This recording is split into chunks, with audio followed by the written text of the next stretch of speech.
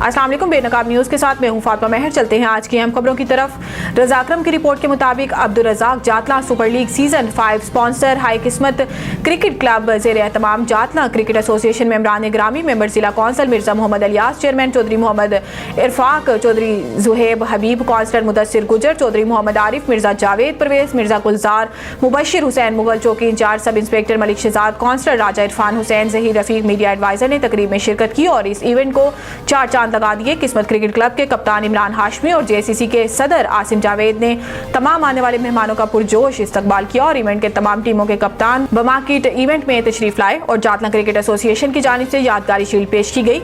और इस तरह खेलों के मैदान सजते रहेंगे और नौजवान नस्ल को गलत कार्यों से बचाया जाएगा। इस टूर्नामेंट के मेन स्पॉन्सर जेसीसी के सदर आसिम जावेद साहब ने तमाम खिलाड़ियों को अमन का पैगाम सुनाया और इस इवेंट के फाइनल पर एक उम्रे का टिकट बराए कुरंदाजी मुकम्मल पैकेज के साथ दिया जाएगा।